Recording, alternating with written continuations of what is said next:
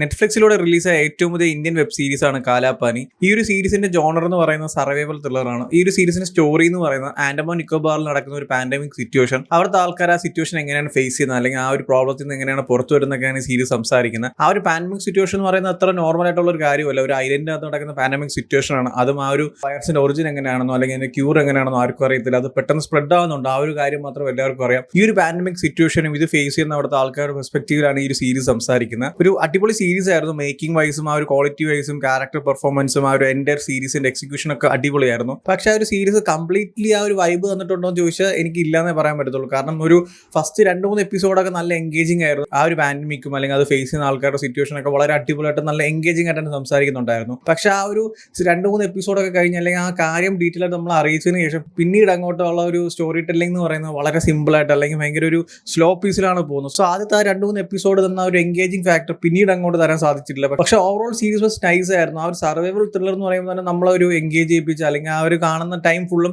ആ കാണുന്ന ഓഡിയൻസിന് നല്ലൊരു എൻഗേജിങ് ഉണ്ടെങ്കിൽ മാത്രമേ ആ ഒരു ഫീൽ കിട്ടത്തുള്ളൂ. പക്ഷേ ഈ ഒരു സീരീസ് സ്റ്റാർട്ട് ചെയ്യുന്ന ഒരു സർവൈവൽ ത്രില്ലർ മോഡലാണെങ്കിലും പിന്നീട് അങ്ങോട്ട് പോകുന്ന ഒരു സർവൈവൽ ഡ്രാമ എന്നൊരു കോൺസെപ്റ്റിലാണ്. അതായത് അവിടുത്തെ ആൾക്കാരുടെ സിറ്റുവേഷൻസും അല്ലെങ്കിൽ അവിടെ വേറെ ഒരു കുറച്ച് ആൾക്കാർ താമസിക്കുന്നുണ്ട്.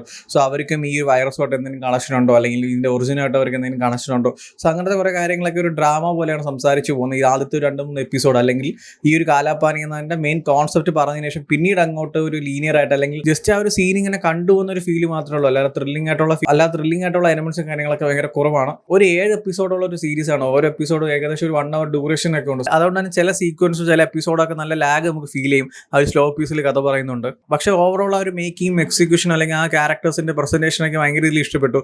അവരുടെ സിറ്റുവേഷൻ ഒക്കെ നല്ല രീതിയിൽ തന്നെ സംസാരിക്കുന്നുണ്ട്.